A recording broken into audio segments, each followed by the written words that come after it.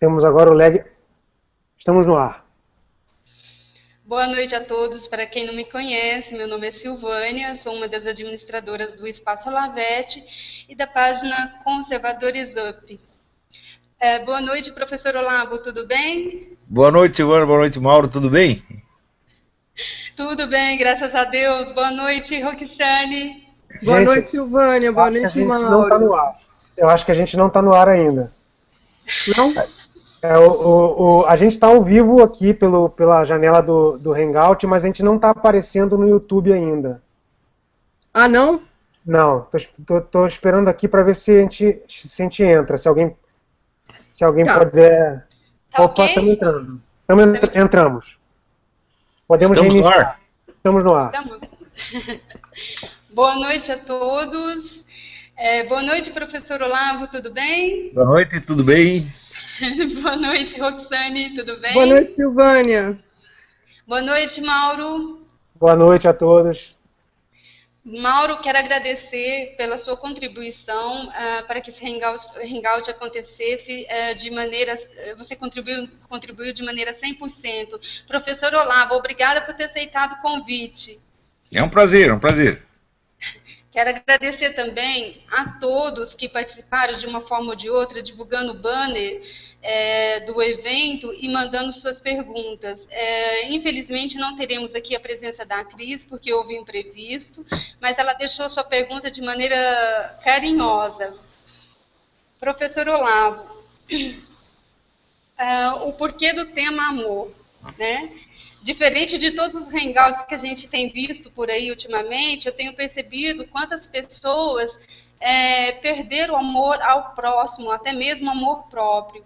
Então, estamos precisando do help do Senhor, estamos precisando da ajuda do Senhor. Obrigada, professor, por ter aceitado o convite. Eu passo a palavra para o Senhor. Bom, é uma alegria para mim estar aqui. A gente, de fato, em todos os outros hangouts, a gente só tem falado de desgraça, de miséria humana, né? Evidentemente, não é só isso que existe. O universo continua funcionando, né? As leis de Deus estão em plena vigência, o amor continua existindo, e tudo aquilo que fundamenta a vida humana continua existindo no fundo, né? Todos esses problemas, essas misérias que a gente descreve, elas se passam, na verdade, na superfície, naquilo que a Bíblia chama o mundo, né? Quer dizer, o mundo é o mundo falatório, o mundo da convivência, o mundo da fofoca, o mundo da mídia, né? É aí que se passa o que existe de pior. Mas mesmo nas piores situações, mesmo em situações de crise mundial, de guerra, etc., etc., existe um fundo de normalidade que é absolutamente inabalável, que a vida continua e, vamos dizer, os sentimentos humanos básicos continuam os mesmos, e é graças a isso que nós existimos. Isso quer dizer, nós não podemos nos cair na ilusão de que o mundo que aparece na mídia, ou até o que aparece na internet, é o mundo em geral, é o universo em geral. Não é, ele é um pedacinho, é um aspecto, é por assim dizer, uma faixa da realidade, né? Professor, em uma das aulas do COF, o senhor falou sobre como podemos melhorar como seres humanos ao admitirmos que não temos determinada qualidade, enxergamos essa qualidade em outras pessoas. O senhor pode nos explicar um pouquinho sobre isso, professor?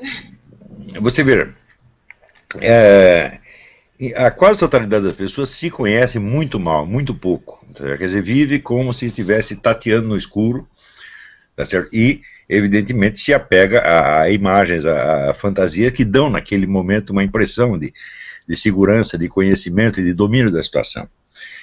E com a experiência da vida você acaba vendo que tudo isso é uma ilusão. Nós nos conhecemos muitíssimo pouco, né? Eu até recomendo para as pessoas o livro do David McCraney, You Are Not So Smart, você não é tão esperto, onde ele vai ali mostrando, né, com elementos da psicologia contemporânea, que o quanto da nossa memória é falsificada, o quanto que a autoimagem é inventada e assim por diante. E um dos elementos, um dos capítulos, trata de uma coisa que se chama a síndrome ou o efeito Dunning-Kruger. Dunning-Kruger são dois psicólogos que observaram a seguinte coisa: quanto mais incapaz um sujeito menos capaz ele é de avaliar a sua incapacidade. E, portanto, com grande facilidade ele começa a se considerar superior a pessoas que ele nem tem mais mínima condição de compreender. Então é o seguinte, quanto mais burro, mais deprecia os outros. Isso é normal no mundo inteiro. É claro que isso pode ser compensado ou reforçado por fatores sociológicos. No Brasil é extremamente reforçado. Você vê essa pleia de incompetentes, analfabetos funcionais que nós temos aí nos altos postos e na mídia e no ensino universitário, é um fenômeno que nunca existiu no mundo. Não há nada que se compare a isso. Nada. Se você pegar assim a nossa classe universitária, professor universitário, 99% deles não sabem escrever sem cometer pelo menos um erro de português a cada 3 linhas. É um negócio absolutamente assombroso, né? O fato também de que os nossos estudantes secundários tirem sempre os últimos lugares nos testes internacionais, abaixo de estudantes da Zâmbia, da Serra Leoa, do Paraguai, etc., já mostra que alguma coisa muito séria está acontecendo. Então, essa crise, evidentemente, ela não afeta só a alta cultura. Peraí, Leila, arruma um cigarro para mim. Não afeta só a alta cultura, mas afeta profundamente a vida pessoal.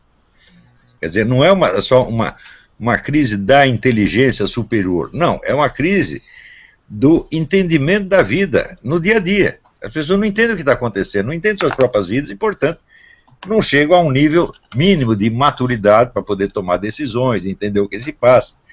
O resultado é um estado permanente de exasperação emocional, onde todo mundo se sente vítima, todo mundo se sente está ofendido o tempo todo, e todo mundo fica buscando compensações, e a vida com isso vai piorando cada vez mais. O pior é que essa imaturidade, essa exasperação emocional, hoje é muito explorada politicamente. Quer dizer, são correntes políticas que estão interessadas em fazer as pessoas se sentirem cada vez mais oprimidas, cada vez mais injustiçadas, para dizer, não, eu vou proteger vocês, eu vou defendê-los dos malvados, etc, etc. E com isso, estão criando um inferno, estão transformando o ódio de todos contra todos. Né? Só que para perceber isto, e perceber qual é a raiz desse mal, a gente já precisa ter alguma maturidade, alguma experiência da vida. Né? Agora, o que eu chamo de experiência da vida não é só a experiência exterior, porque pode acontecer muita coisa na vida do neguinho, e ele não conseguir introjetar aquilo, não conseguir processar aquilo e tirar algum resultado, tirar algum conhecimento disso. Quer dizer, a pessoa, ela cresce, mas não amadurece. Quer dizer, a gente está cheio de crianças aí de 60, 70, 80 anos, né? Moleques, né? Que... Realmente.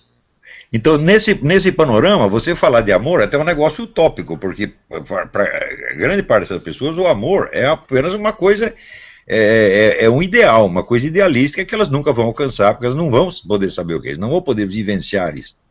Tá certo? Então, em geral, vão reduzir o amor àquela paixão momentânea. Né? Tem até uma história árabe famosa, que tinha uma moça muito bonita, muito rica, mas ela vivia muito reclusa em casa. E tinha um sujeito que estava apaixonado por ela, um homem rico também, e um dia estava passando a empregada da moça, e ele parou a empregada e começou a fazer um poema sobre a patroa dela. Não, a sua patroa era isso, era aquilo, ela é um sol, era os anjos, blá, blá, blá, blá. Daí, quando a empregada chegou em casa, e ela disse, eu encontrei o seu fulano. Ela perguntou, o que ele disse? Aí ele disse que ele quer comer a senhora. Falo, mas ele falou assim? Bom, não foi bem assim, mas em substância foi isso. Então, em geral, o que você tem é apenas, vamos dizer, uma atração erótica, adornada com palavras, com símbolos, etc, etc. Né? Mas a gente não pode esquecer o seguinte, a atração erótica, por mais intensa que ela seja, e por mais real que ela seja, ela culmina num treco chamado orgasmo. Quer dizer, é muito rapidinho e passa, tá certo? E depois você tem um vazio, um estranhamento, um afastamento, isso é normal.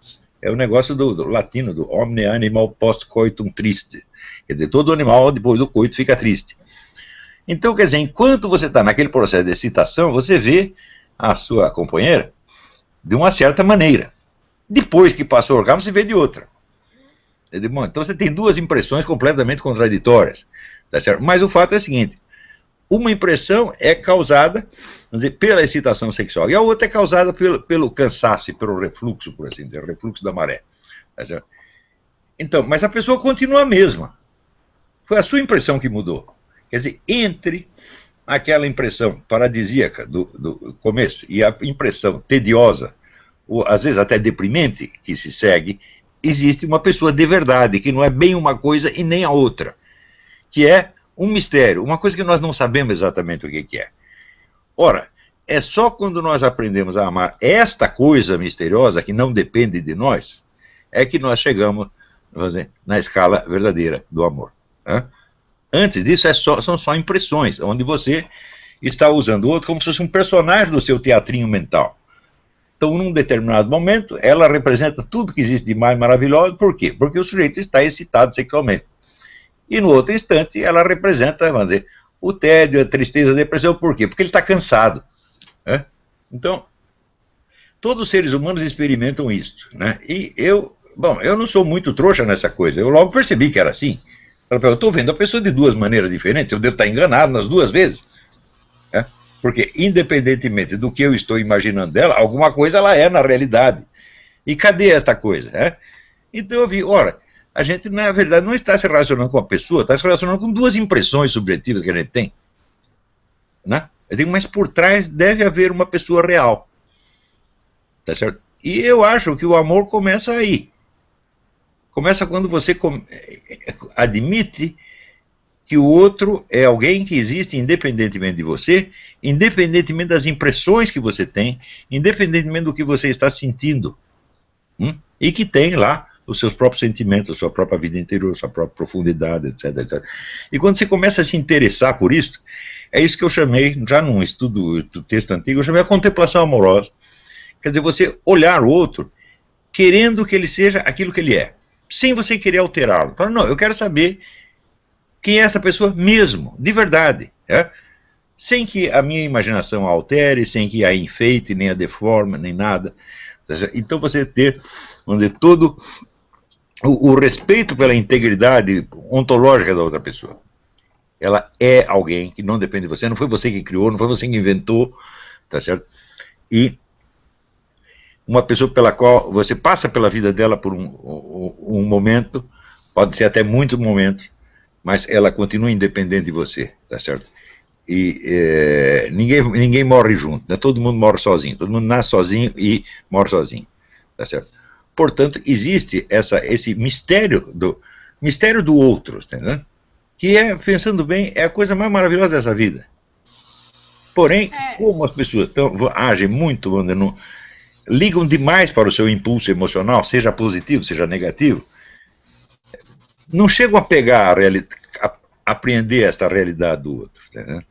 Então é por isso também que, por exemplo, no Brasil as pessoas brigam muito.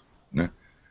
Anos atrás eu conheci um americano aqui, um homem cultíssimo, que viveu algum tempo no Brasil, e ele dizia assim, esse é um povo muito nervoso. E ele tinha razão. Quer dizer, o brasileiro fica bravo por pouca coisa, ele se sente ofendido por pouca coisa, tá certo? É claro que é um país de pessoas frustradas, né? Eu, quando era moleque, eu vivia num bairro ali perto do Cambuci, e eu comecei, e logo não só eu e meu irmão, começamos a observar que só tinha pessoas fracassadas em volta. Não tinha uma pessoa que tivesse dado certo. Né? Aquilo era um bando de coitadinhos, de incompetentes, tá certo? De fracassados.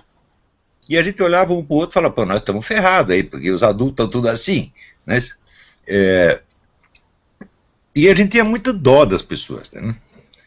E eu lembro que eu tinha uma vizinha, ela tinha 3 filhos, e 3 filhos já crescidos, dos quais um era maluco, o outro era um bêbado, e o terceiro um coitado que se matava para sustentar todo mundo.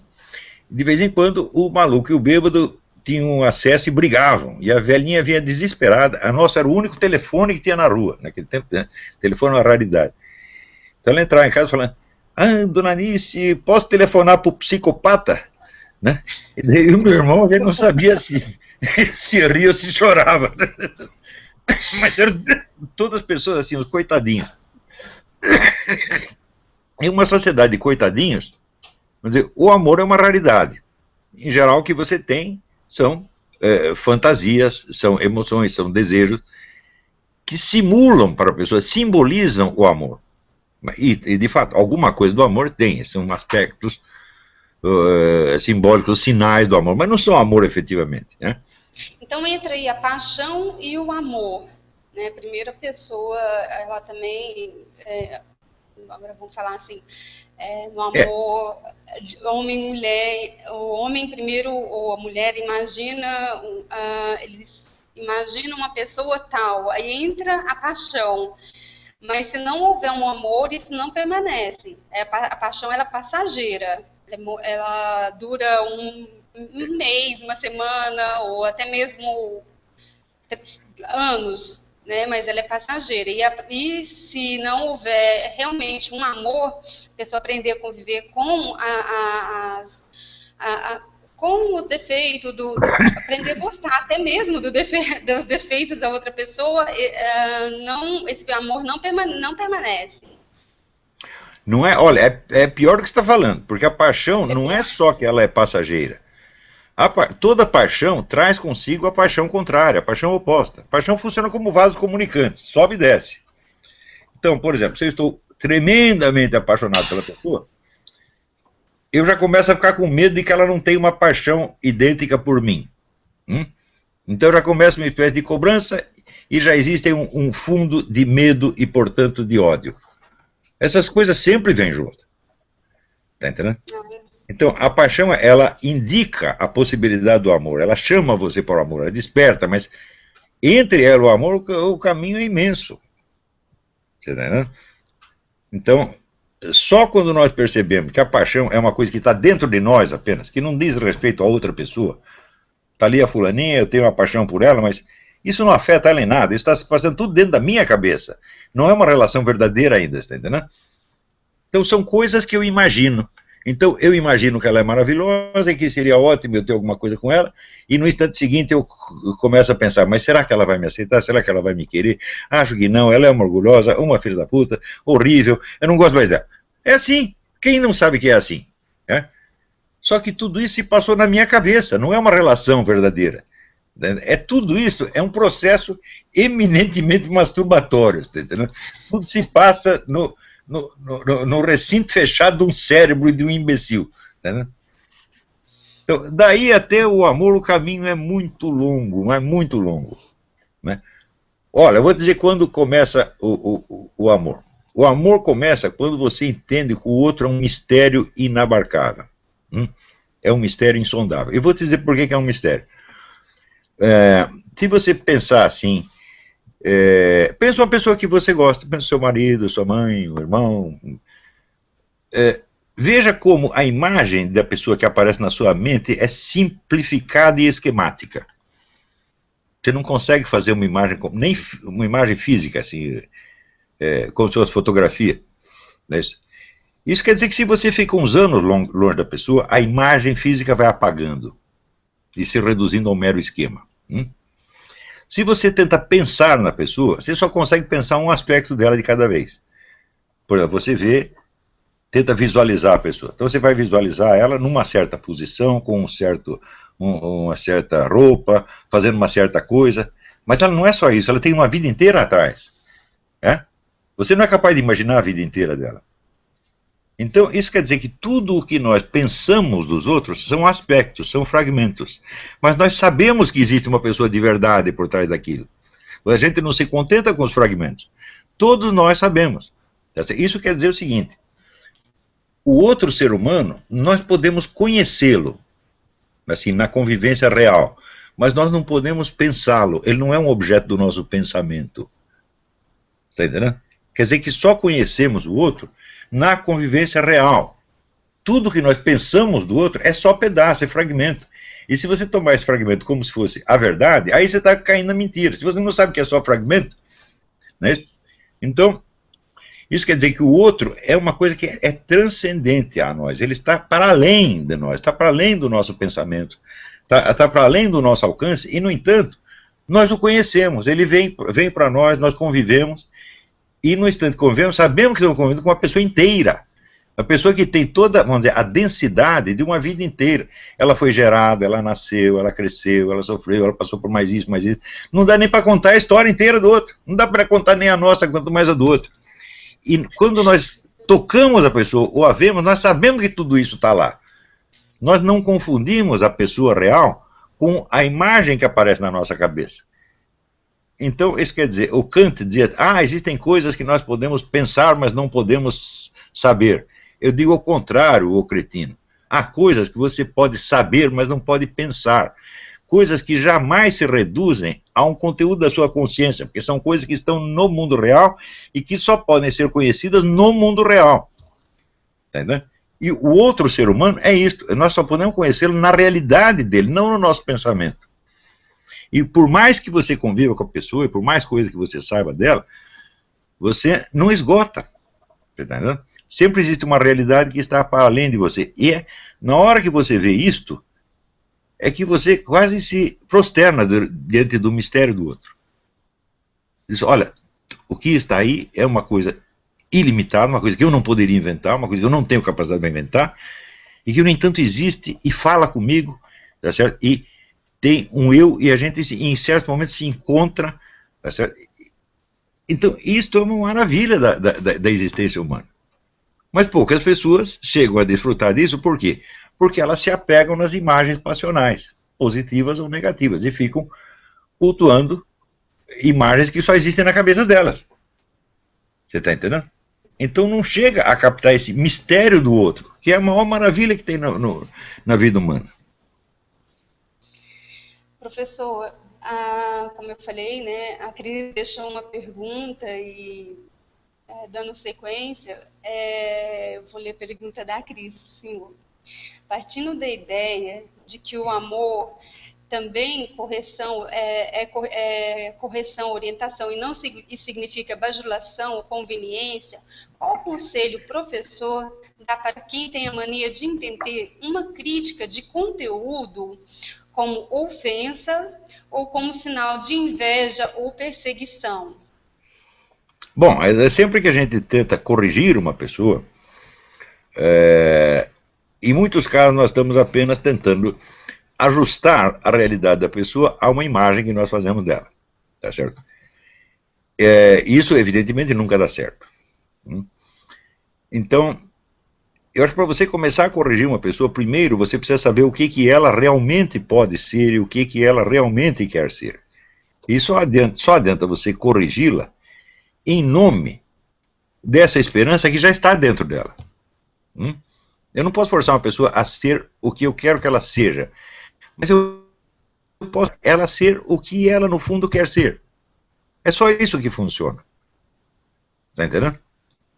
Agora, quando a gente vem com uma tábua de valores pronta, vem lá, etc, etc, e já quer ajustar o outro no código, tá certo? Nós já estamos trocando o concreto pelo abstrato. Eu digo, olha, você vem com o código mais maravilhoso do mundo, você vem com os 10 mandamentos, né? Daí o cara diz, isso aqui foi coisa de Deus, então a gente tem que obedecer, é um negócio sério, não é para brincadeira. E eu começo a vestir os 10 mandamentos no outro como se fosse uma camisa de força. Então você, na hora que se fez isso, você já violou os 2 primeiros mandamentos. Primeiro mandamento, amar a Deus sobre todas as coisas. Amar a Deus é o seguinte, você para pensar quantas vezes você pensou coisas contra Deus. Você culpou Deus do que te acontece. Todo mundo faz isso. Enquanto a gente não parar de fazer isso, é ridículo dizer que está amando Deus. Então, mais certo é dizer, nós estamos odiando Deus a maior parte do tempo e, ao mesmo tempo, dizendo para nós mesmos que nós deveríamos amá-lo. Então, nós temos que primeiro examinar a nossa mente, a nossa formação, o nosso subconsciente, para ver quantos elementos demoníacos de revolta contra Deus existem ali dentro. E a gente removendo um por um. Aí você começa a aceitar, tá certo? O bem que Deus está te fazendo. Que você não sente normalmente. Porque o bem que Deus faz é a natureza das coisas. Ele não precisa estar inventando um bem novo a cada momento. A simples existência, tá, que provém dele, já é o primeiro do benefício. Eu não poderia me dar a mim mesmo a existência. Esse é o primeiro. Então, na medida que a gente começa a perceber o amor divino funcionando na nossa vida, aí nós começamos a ter um pouco de amor a Deus. Na hora que tem um pouco de amor a Deus, a gente começa a ter um pouco de amor a nós mesmos, porque toda vez que você cospe em Deus, está acertando em você mesmo. Então, nós vivemos numa espécie de sadomasoquismo permanente, né? A hora que para com esse sadomasoquismo e você começa a ter um pouco de amor a Deus, aí você tem um pouco de amor a você mesmo, e daí dá até para você amar o próximo. Hã? Você está entendendo? Mas primeiro tem que fazer essas coisas. Tem que limpar o ódio, limpar a revolta, está entendendo? É porque somos a imagem e semelhança de Deus, e então primeiro amar a Deus para depois amar nós mesmos. Claro, mas e é assim, evidente. para poder amar o próximo. É evidente. Se você, sem amor a Deus, não tem amor ao próximo. É ridículo. Então, veja, existe muito cara ateu que tem amor a Deus. Ele não sabe, mas tem. E muito religioso querendo matar a Deus se pudesse. É uma questão que não está na doutrina, mas está no fundo da sua alma, no seu, naquela acha que só Deus conhece. Está na Bíblia, Deus sonda os rins e os corações. Ele sabe o que você está pensando no fundo. Tá certo? Então, a gente tem que conhecer essas coisas e ver, né? Você vê, com 67 anos, até eu me surpreendo, descobrindo momentos da minha vida em que eu fiquei enormemente revoltado com Deus por causa de coisas que me aconteciam. E que Deus não tinha nada a ver com a história, tá entendendo? Quer dizer, que era uma coisa da liberdade humana, alguém me sacaneou, não foi Deus que me sacaneou, foi o seu fulano, tá certo? E a gente, como se sente vítima inerme, se acaba culpando a Deus, e isso só atrapalha a sua relação com você mesmo.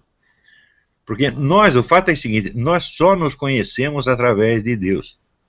Né? É só Deus que se conhece. Você está entendendo? O que é que Deus fala na Bíblia?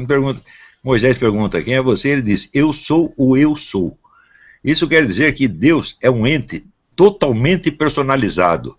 Nele não existe nada de estranho a ele, como existe em nós. Nós temos elementos hereditários, culturais, educacionais, linguísticos, todos que vieram de fora e que nós fomos incorporando e que não são nós. Então, o que é pessoal em nós é só um tiquinho. O resto é tudo impessoal. Agora, em Deus não existe isso. Não tem nada de estranho, em Deus não existe nada de estranho ao próprio Deus. Então, ele é um eu, na plenitude do termo. E nós só somos um eu, por assim dizer, por procuração. Quer dizer, eu falo, eu sou assim, assim, assim. Bom, mas e tem lá o meu subconsciente, que eu não conheço. Tem a minha herança genética de milênios, que eu também não conheço. Tem tendências que estão lá no meu subconsciente, que eu não conheço. Tem hábitos que eu adquiri, que eu já nem lembro mais. Tem ideias que vieram de fora, que eu incorporei e disse que são minhas, mas eu nem sei de onde saíram. Então, nós somos muito imperfeitamente personalizados. E esta é a nossa dificuldade para amar as outras pessoas. Porque nós tendemos a ver as pessoas também por estes mesmos esquemas substitutivos. Quer dizer, na falta, vamos dizer, de um eu forte, consciente, né, mais personalizado, nós criamos, então, imagens, cacuetes, opiniões, etc, etc. E é isso, através desta máquina infernal, que nós vemos os outros. Então, os outros se transformam em instrumentos do nosso prazer e da nossa dor. Mas esta é uma função acidental, não está na natureza deles. A gente não sabe qual é a natureza deles. Quer dizer, por trás do prazer e da dor que as pessoas nos causam, existe a realidade da pessoa, como ela é mesma. Você está entendendo? E é isso que nós devemos tentar conhecer e nos relacionar com ela. É por isso que eu digo para as pessoas, sempre recomendo, tudo que você disser, diga de coração na mão. Você tem que estar o mais inteiro que você possa. Nós não conseguimos ser inteiros, jamais. Porque sempre tem o resíduo impessoal que está em nós. Mas o mais que nós pudermos. Agora, por que isso é difícil? Porque as pessoas, elas têm medo da vida. Todo mundo tem medo da vida porque tem medo da morte, né? Então, começa já desde pequeno a se apegar em símbolos protetivos, são talismãs. Um talismã é a profissão. Você veste uma identidade profissional e você fala como um membro daquela profissão. E você se sente protegido por trás daquilo, você veste lá seu uniforme, sua farda, seu guarda-pó, e você adota a linguagem daquela profissão e você se sente mais protegido ali. Só que isso aí só vai impedir o seu contato com você mesmo. Você está entendendo? Então, por exemplo, você pega assim, quando você lê os meus livros, eu digo, mas por que você não usa a linguagem acadêmica dos filósofos? Deus me livre e guarde de fazer isto. O dia que eu fizer isso, vocês, por favor, me peguem, me joguem na privada e puxem a descarga. Né?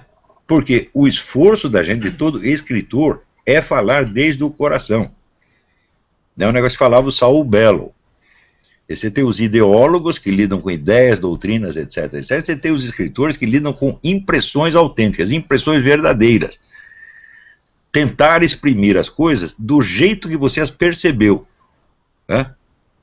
Isso é muito difícil. Para isso você tem que personalizar o seu modo de ser, personalizar a sua linguagem, personalizar a sua conduta e ser cada vez mais uma pessoa de verdade. O que é a pessoa de verdade? Aquela mesma pessoa que quando você morrer vai comparecer no juízo final. Você está entendendo? Sabendo quem você é, o que você fez. Claro que não tudo, só Deus sabe tudo. Mas sabendo o máximo que der. Tá certo? Até para a gente poder falar com Deus como seres humanos adultos. E não ficar se fazendo de criancinha, de coitadinho, ou de vítima, vitiminha revoltada. Isso tudo é muito feio. Não é isso? Então, eu mesmo coloquei no Facebook aquele negócio que, quando ele faz um pecado, a gente tem que se arrepender como uma pessoa adulta. Uma pessoa adulta não fica se descabelando porque fez um pecado, meu Deus do céu. Você não vai lá chegar e falar, Deus, eu sou filho da puta. Uma coisa mais ridícula, pô.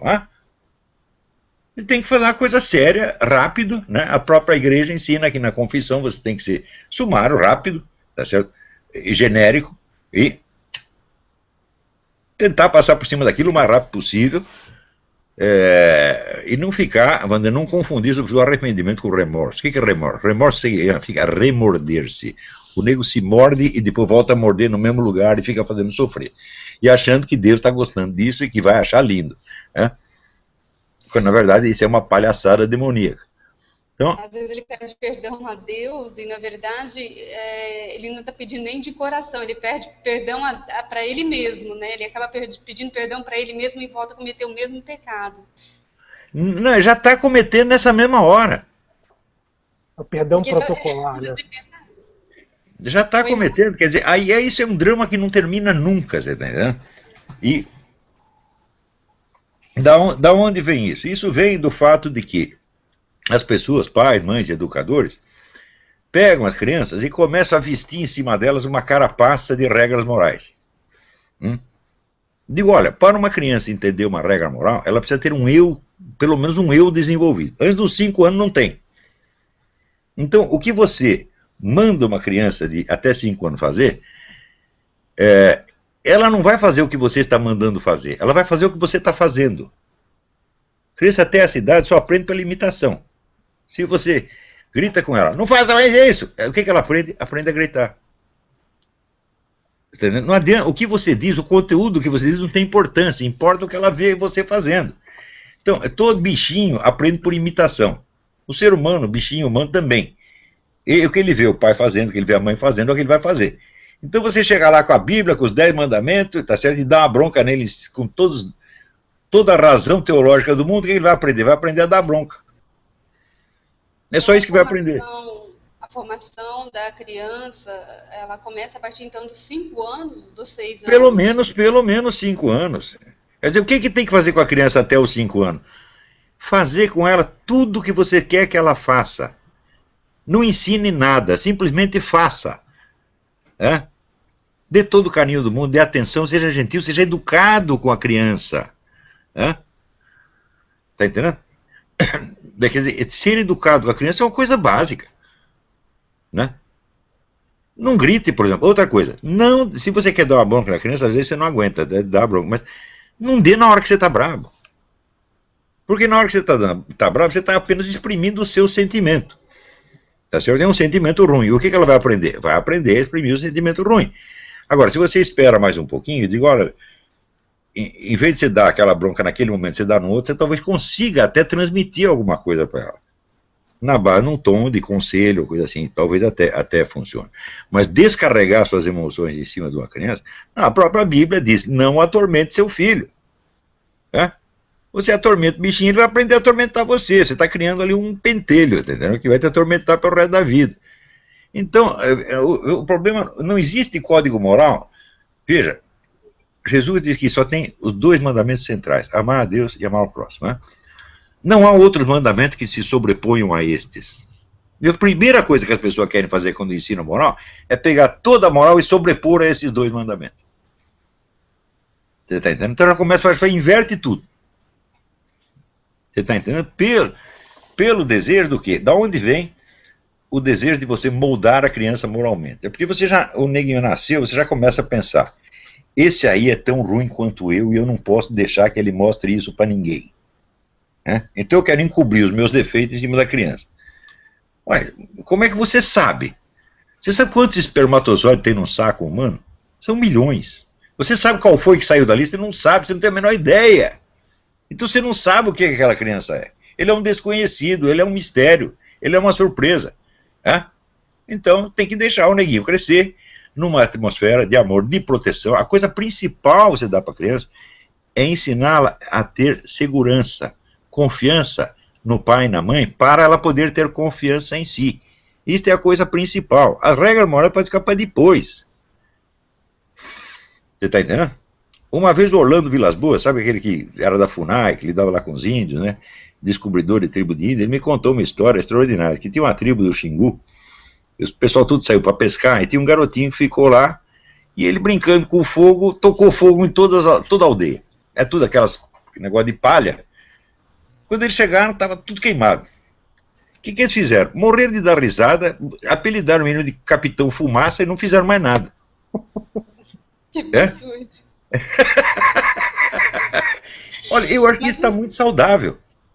Né? Porque como é que você vai fazer um menino pequeno ter a consciência da imensidão de um problema social que ele gerou? Ele não vai entender isso.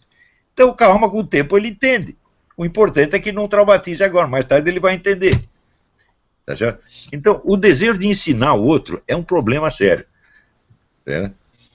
Ensinar é uma coisa que a gente deve fazer assim, com quem quer aprender. Não pode forçar os outros. Até ter dentro de casa uma menina ainda, né? Está indo para a pré-adolescência, então a gente percebe o carinho que nós temos em casa por essa menina, e na escola é completamente diferente. Ela aprende uma coisa com a gente e na escola ela aprende outra coisa. E ela chega aqui, a gente tem que corrigir. Então é uma correção diária. Sim, você vê aqui. É muito complicado isso. Uma coisa que me espantava, por exemplo, na escola, era como os professores nos tratavam mal. Como eles nos odiavam.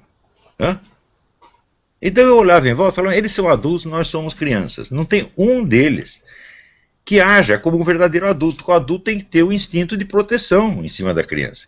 Nenhum deles tinha, por quê? Porque eles não eram adultos, eram tudo adolescente. Adolescente é um bicho egoísta. Né? E é difícil encontrar alguém que tenha passado da adolescência. E isso foi uma coisa que sempre me impressionou muito. Quer dizer, como as pessoas não têm sequer piedade pelas crianças. Não tem um instinto de você proteger, carregar no colo, animar a pessoa. Não tem. Eles só queriam assim, tem aqui o regulamento, o que você tem que fazer é isso. Então, você já entrou ali, já é uma espécie de exército ou de fábrica, né? E tem um regulamento a ser seguido. Quer dizer, todo mundo está querendo moldar o outro. A imagem é a semelhança de uma porcaria que tem na cabeça dele. Então, é isso que deixa as pessoas despreparadas para o mistério do amor e necessitadas de 1 milhão de compensações fictícias que não vão compensar coisa nenhuma, você está entendendo? E eu falo isso, não é porque eu estou falando dos outros, não, isso aconteceu na minha vida, isso aconteceu comigo, e eu vi que tinha aqui, tem que voltar atrás, refazer essa coisa toda, pensar como é que tudo isso aconteceu, tá certo? Chega um dia você começa a entender um pouquinho as coisas. Mauro, você disse que tem uma pergunta para o professor? Eu tenho vontade de ficar aqui escutando a noite inteira, mas eu vou tentar botar o coração na mão aqui e fazer 2 ou 3 perguntas. Eu tenho, antes de propriamente formular uma pergunta minha, tem uma pergunta aqui de um conviva do nosso grupo aqui do Rio de Janeiro, Ele menciona um post que o senhor fez no Facebook, e no post o senhor dizia que o homem, à medida que se decepciona com as mulheres, ele ama menos. E enquanto que a mulher, à medida que se decepciona consigo mesma, ela ama mais. Existe alguma diferença essencial no modo de ser entre o amor do homem, né, e o amor da mulher? Bom, existe, a diferença é fundamental. Não tem um homem que não tenha passado pela barriga de uma mulher. E a recíproca não é verdadeira. Isso quer dizer que as mulheres estão nos carregando nas suas barrigas desde não sei quando, você está entendendo? E isso faz com que ela tenha um tipo de atitude, eu acho que mais aberta para o amor do que o homem. Em geral, as mulheres são mais amorosas que os homens, isso não precisa dizer. Tá certo? Porém, também tem outro lado, elas são mais medrosas. E por ser mais medrosas, elas caem mais facilmente na armadilha, vamos dizer, das proteções sociais, dos códigos, das regras, etc, etc. Você vê uma imensidão de mulheres que mal o menino nasceu, ela já começa a botar horário para tudo. O que você tem de comer, a hora que tem que comer, o que tem de vestir, o que tem de fazer, o que tem de falar, pá. Ela faz isso por medo. Tá certo? Quer dizer, foi enganada por o que nos engana sempre é tomar o nosso sentimento subjetivo como se fosse o indicador do que o outro realmente é. Esse é o grande engano. O sentimento que você tem, ele só indica o que você está sentindo. Ele não indica nada do que está se passando na realidade. Tanto que, perante uma mesma situação, as pessoas sentem coisas diferentes. Por exemplo, você tem uma situação de perigo, né? Eu me lembro que uma vez eu estava dando aula na Casa do Estudante do Rio de Janeiro, e a gente estava no 9º andar. De repente chega a Estela Caymmi, que era a minha secretária, e eu vejo ela cochichando umas coisas na orelha das pessoas, e as pessoas saindo uma por uma. Daí ela chega para mim e fala: não fala nada, mas tem um incêndio no 7º andar, vamos descendo devagarinho, né? E aí eu vi aquele autodomínio dela, fiquei impressionadíssimo, falei, mas essa menina é ótima, né? Mas nem todo mundo tinha essa reação, já tinha gente que saía correndo desbaforido, gritando, tá entendendo? Então a situação é a mesma, o incêndio é o mesmo, o perigo é o mesmo para todos nós. Por que que uma pensa na preservação dos outros e o outro entra em pânico? Por quê? É o estado diferente que cada um está naquele momento. Então, quer dizer, o sentimento jamais é um bom guia para a nossa conduta. O sentimento não nos diz o que está acontecendo. Ele só diz como nós estamos. É como se fosse um termômetro de nós mesmos. O medo de um animal não te informa se ele é um tigre ou um gatinho. Você está entendendo? Também não te informa se o tigre está dormindo ou se ele está vindo na sua direção para te comer. É tudo subjetivo. O sentimento é a coisa mais subjetiva que existe. Então, a gente tem que furar a barreira do sentimento e entrar num negócio que se chama percepção. A percepção é a abertura do neguinho para o que está realmente acontecendo, para o que o outro realmente é. Por exemplo, você ter o interesse em saber o que o outro está sentindo, realmente. Né? Então, só na hora que você abre para isto é que você descobre que existe uma outra dimensão que chama o amor. Antes disso não é amor. Antes disso é só compensação psicológica. Claro que essas compensações são legítimas também, nós precisamos delas, todo mundo é fraco. Mas eu acho uma pena, as pessoas estão perdendo a oportunidade de ter acesso à única dimensão que é verdadeiramente humana. Porque o resto, as paixões, o medo, os bichos também têm, o orangotango também tem. Por isso que o orangotango não tem medo. Né? Você chega lá no meio de um bando de orangotango, dá um grito, uns orangotangos saem correndo, outros vêm para matar você. O grito foi o mesmo, eles ouviram o mesmo grito. Por que a realidade é diferente? Cada um está sentindo diferente. Então, a mesma variação de sentimento tem entre os animais. Agora, esta dimensão, vamos dizer, da objetividade, do conhecimento efetivo do outro, né, isso só o ser humano tem. Só o ser humano sabe que não conhece o seu próximo. Né, e que sabe que o próximo tem dentro de si uma dimensão infinita e inabarcável. E que, no entanto, é justamente nesta dimensão que nós convivemos efetivamente. Onde há uma convivência real, tá certo? Então, são duas pessoas inteiras que estão convivendo, não são só dois recortes subjetivos. Está entendendo? Então, por exemplo, se você tem saudade de uma pessoa que está ausente, você se contenta em ter um recorte subjetivo dela só para você? Uma recordação, uma fotografia? Não, você quer a pessoa real, não é isso? E se vier só a pessoa fisicamente? A pessoa está lá morta, eu trago o cadáver e falo, você está com saudade do fulano, está aqui. Serve? Não serve. É? Outra coisa. Uma vez eu tive um pesadelo e sonhei que eu tinha morrido e o diabo veio me buscar. E me levou para um lugar que era um parque de diversões. Né? E daí mostrou lá, essa aqui é sua mulher, você não estava com saudade dela? Tá? Só que eu olhei e minha mulher estava com 3 anos de idade. É? Serve isso? Também não serve, evidentemente. É? Então você quer uma pessoa inteira, com todas as possibilidades que ela tem, e uma pessoa viva e presente. Só que para você ter a pessoa viva e presente, a primeira coisa é não confundi-la com as imagens que você tem dela. E estar sempre aberto, e ter isso aqui chama o verdadeiro respeito. O que quer dizer respeito? Respicere, quer dizer olhar de novo, e olhar de novo, e olhar de novo, em vez de ficar pensando. Você está entendendo? Você ser receptivo àquilo que vem da pessoa, e não ao que você pensa dela. Então, para a gente chegar nisso, é preciso ter vivido o suficiente para daí, por exemplo, você querer viver a vida real. Você não querer mais sonho.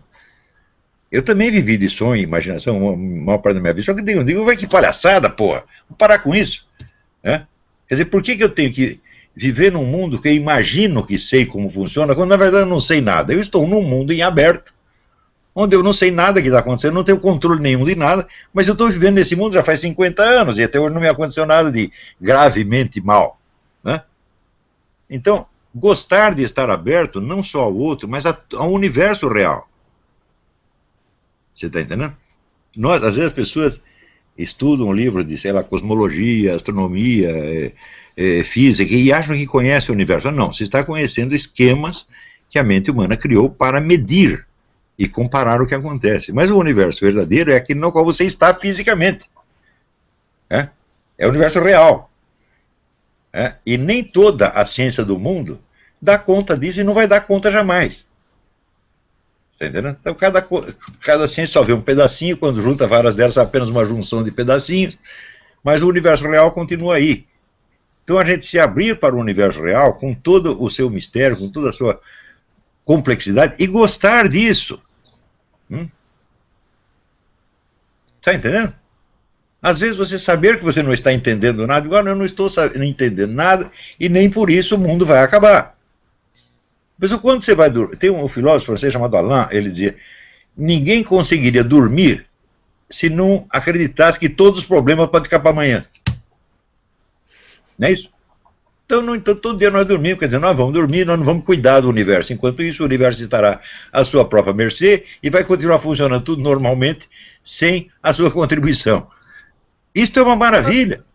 Podemos cuidar do nosso próprio universo, né, professor? Universo claro, cuidar de você mesmo já é muita coisa. Agora, hoje em dia, todo garoto de 15 anos acha que, eu vou construir um mundo melhor. Mas não vai construir um mundo melhor, coisíssima nenhuma, tu vai piorar tudo, com essas, né, esse desejo de poder, essa onipotência idiota, tá entendendo? Quer dizer, o mundo seria muito melhor se não tivesse tanta gente querendo melhorá-lo. Professor, a gente está aqui falando a respeito do amor, né, e está descobrindo vários aspectos dele, compondo um quadro.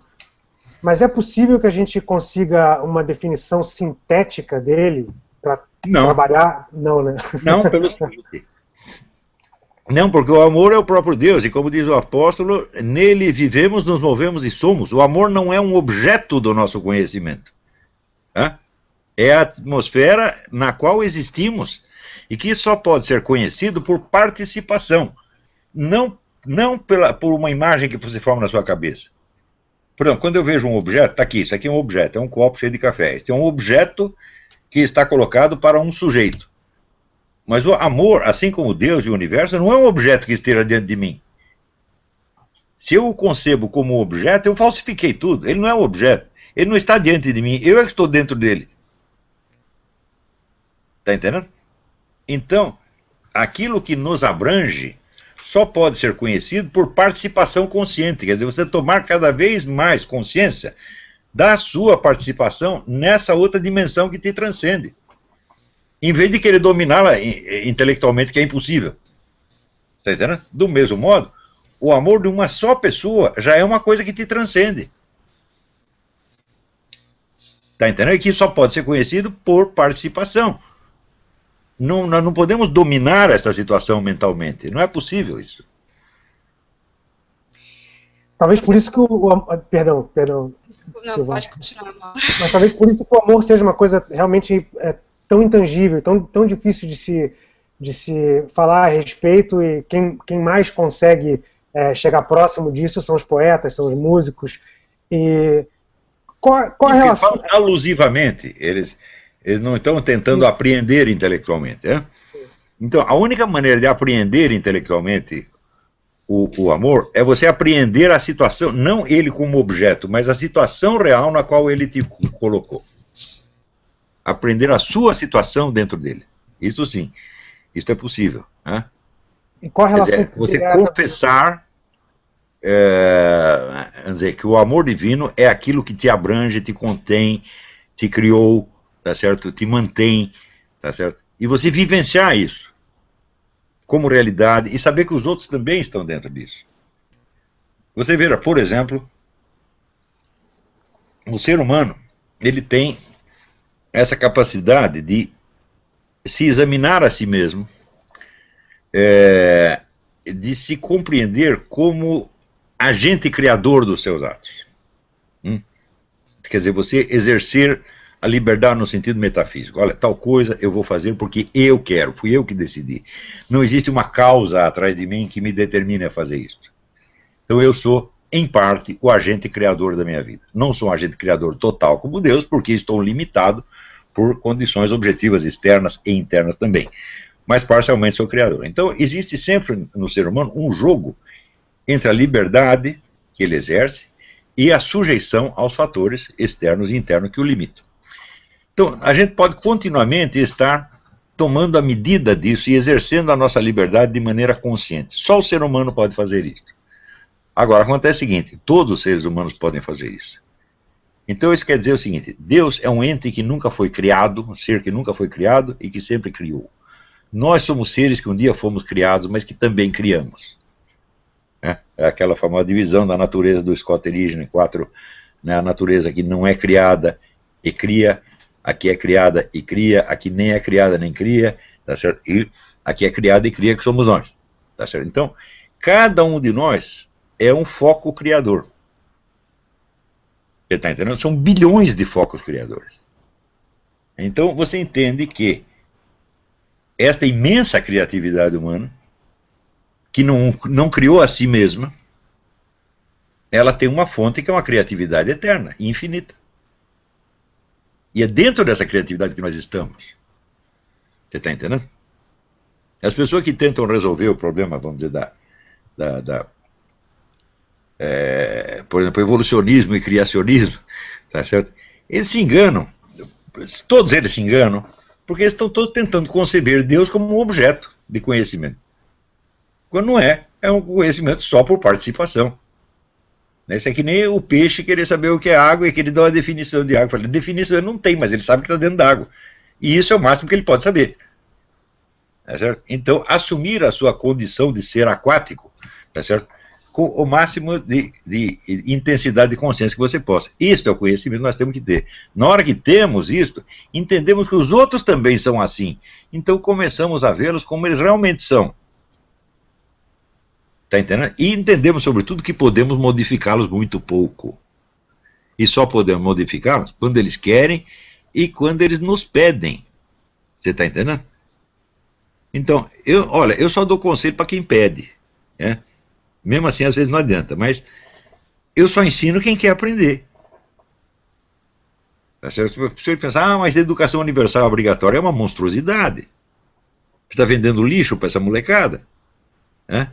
Está ensinando porcaria para todo mundo. Ah, mas é gratuito. Fala, mas eu não quero nem de graça esse negócio, tá entendendo? É só para deformar a cabeça, fazer um bando de neurótico. Tá certo? Isso não adianta. Agora, quando o indivíduo quer a educação, ele quer crescer, então a gente pode ajudá-lo. Enquanto ele quiser. A hora que ele não quiser mais, acabou.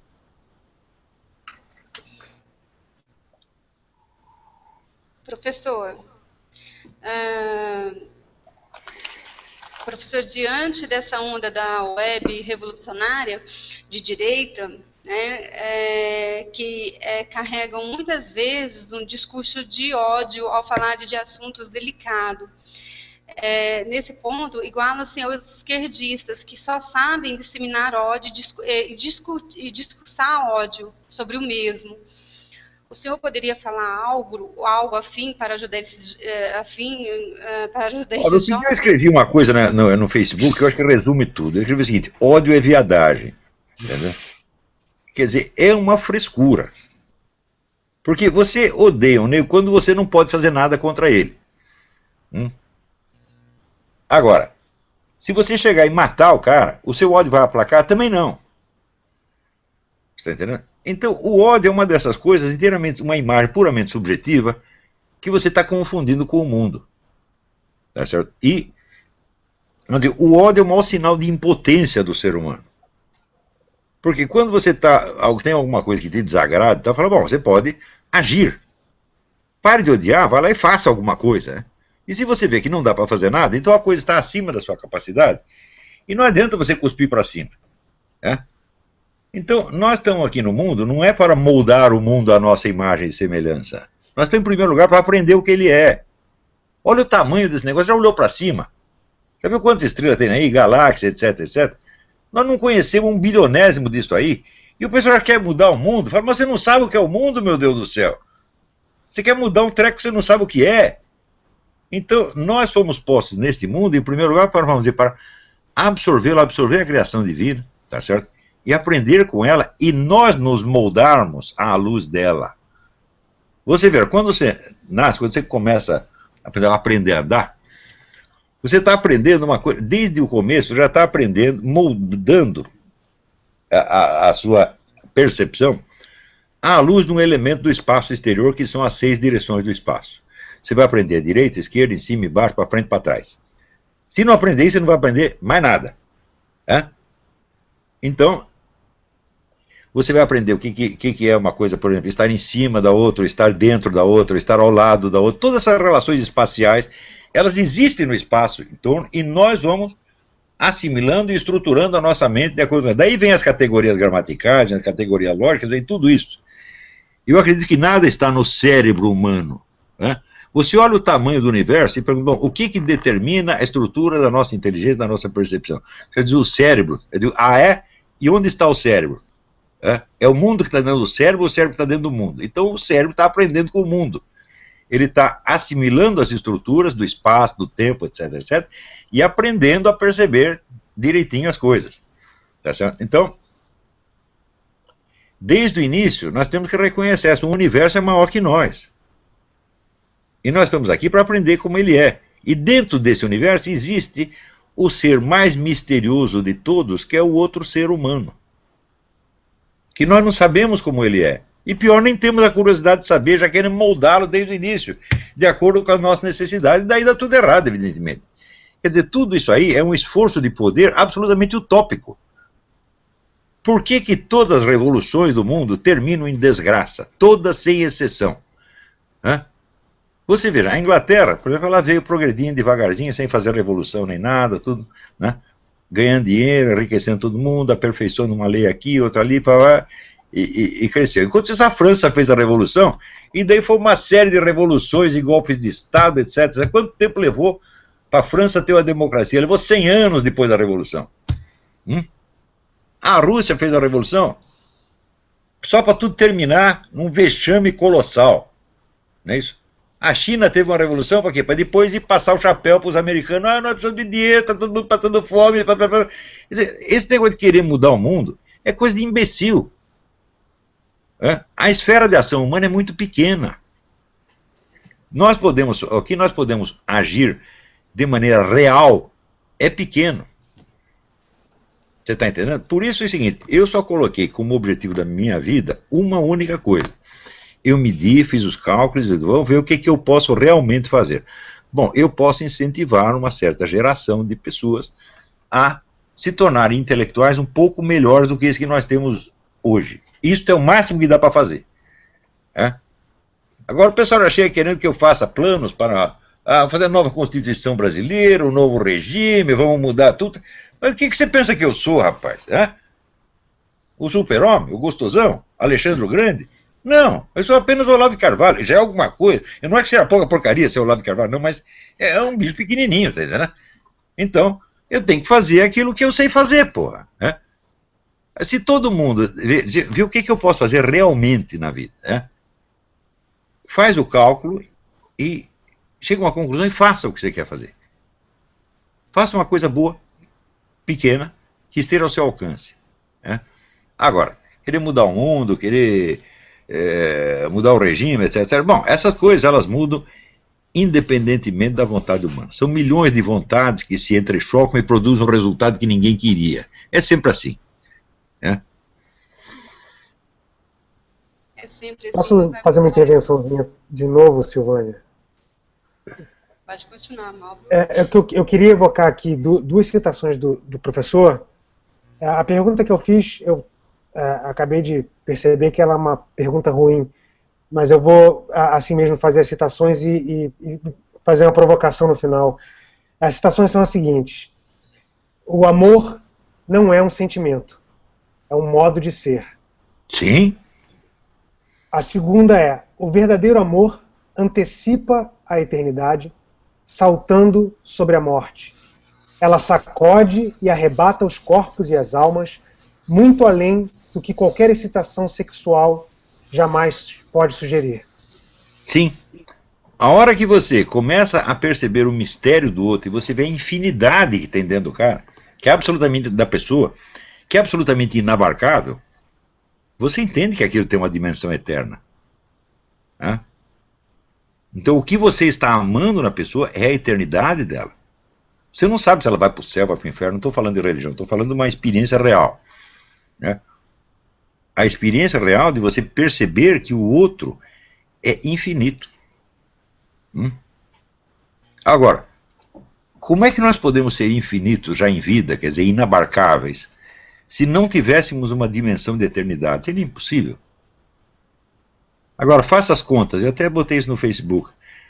Se existe a imortalidade da alma, uma única alma imortal humana, destinada a viver por toda a eternidade, ela vai durar mais do que toda a história terrestre do gênero humano. E essa história inteira será apenas um capítulo da vida dela. E ela vai olhar tudo num conjunto como num relance. Isso quer dizer que todos os enigmas que os historiadores estão tentando aqui resolver que nem os loucos, rachando o crânio, para o indivíduo que está na imortalidade é uma moleza. Ele vai entender tudo isso de uma vez. Você está entendendo? Não será um grande problema para a alma imortal entender a história humana. Que a história humana teve um começo, vai ter um fim. A história terrestre humana vai ter um começo, vai ter um fim. Mas a alma imortal só tem um começo e não tem fim. Quando você começa a ver esta imortalidade agindo na pessoa, e você entende a preciosidade que é aquilo, e você entende que existe um certo risco, não da pessoa morrer, mas de passar a segunda morte, quer dizer, ser condenado, ir para o inferno, tá certo? Não poder desfrutar da eternidade na sua plenitude, você morre de dó. E você pede a Deus que isso não aconteça. Você pede, por favor, preserve esta pessoa para sempre. E isto é o que Santo Tomás de Aquino dizia que era o amor. É uma coisa tão simples. O amor é o desejo de eternidade do ser amado. Isto é uma coisa de uma intensidade e de uma maravilha, de uma luminosidade. Quer dizer que excitação sexual perto disso é coisa de criança, porra. Claro que todos nós a temos, tá certo?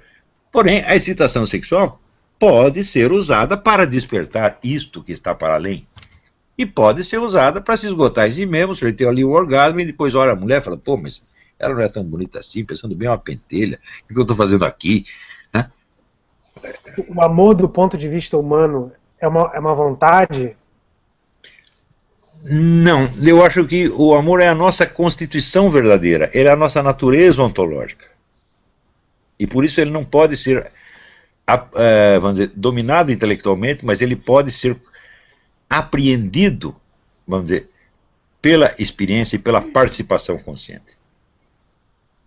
Tá entendendo? É como o peixe tomar consciência de que está na água. Nós estamos dentro do amor divino. O amor move o sol, as estrelas, tá certo? Nele nos vivemos, nos movemos e somos. Tá bom? Tá ótimo. O senhor fez uma citação mesmo, até relacionada a isso, que o senhor escreveu, uma vez o senhor escreveu que o amor era o instinto de proteger o ser amado da tristeza. Sim. Quer dizer, o desejo de eternidade, ele tem uma expressão, às vezes, menor, mais modesta, mais imediata, que é curar a tristeza. Né? Será que é insuportável você ver um ser amado triste? É absolutamente insuportável. E tem gente que até gosta, né? Existe esse sadismo, esse ódio maluco, né? A pessoa gosta de... a definição do neurótico é o que sofre e quer fazer os outros sofrer. Né? Eu acho que isso aí é a maior perda de tempo que existe, o maior desperdício de energia é isso aí. Então, se você é neurótico, pare já. Isso aí não dá camisa a ninguém. Né? Então, existe essa expressão menor e mais imediata que é o desejo de curar a tristeza. Toda a tristeza, sempre. Né? Então, por exemplo, tem um reflexo que você pode desenvolver, que é fácil. Quando alguém te vem com um problema, com um sofrimento, em vez de você deixar que a pessoa infeccione você, você precisa pensar uma solução prática, imediatamente. Né? Com toda a dedicação. Não, vou pensar um negócio que vamos resolver. Né? Porque o se deixar você triste não resolve nada. Tinha um triste, agora vai ter dois. Né? Se a pessoa está triste e veio falar comigo, das duas uma, ou ela quer que eu fique triste também, então está de sacanagem, né? Ou ela quer que eu cure a tristeza dela, o que é um direito. Né? Então, não contaminar os outros com a sua tristeza. Né? Tem hora que a gente não aguenta, a gente é fraco também. O cara fala, não, eu estou de saco cheio, eu quero encher o saco de alguém.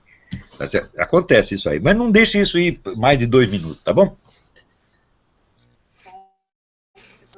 O Felipe é um seguidor do senhor e eu acho que o senhor já falou tudo, até com relação à caridade, o amor e a caridade, que ele gostaria a mesma que coisa. comentasse, mas está tudo aí, o senhor já, né, o senhor já nos É a deu mesma uma coisa.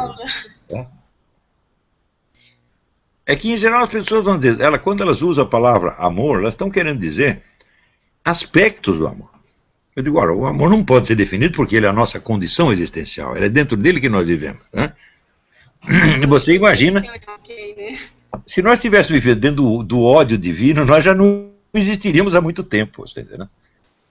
Então, quer dizer, o amor divino ele nos cerca 24 horas por dia, o tempo todo, ele nos mantém na existência, ele é a condição da existência e ele é a nossa constituição. Né?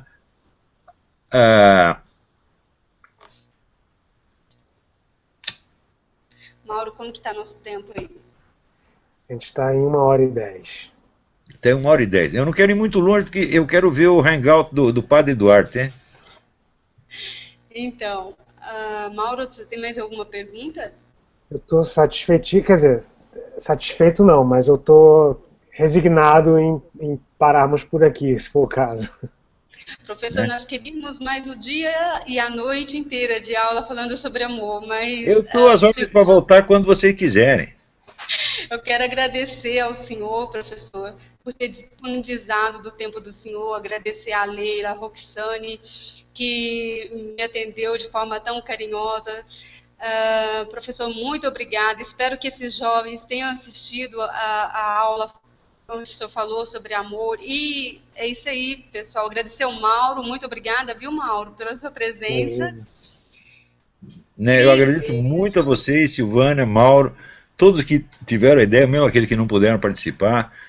Agradeço muito. É uma oportunidade de poder falar coisas que acho que devem fazer bem às pessoas, né? Eu sei que a Cris gostaria de estar aqui, mas, Cris, um beijo para você. E é isso aí, vamos começar a praticar o amor nesse tempo de desamor, né, professor? Vamos mesmo, e essas pessoas que nos odeiam, eu recomendo. Vamos parar com essa viadagem, isso aí só faz mal para vocês. É verdade. Professor, muito obrigada, Mauro, e muito obrigada a todos que nos assistiram até agora. Obrigadão, fique com Deus, gente. Fiquem Tchau, com tchau. Deus. Tchau.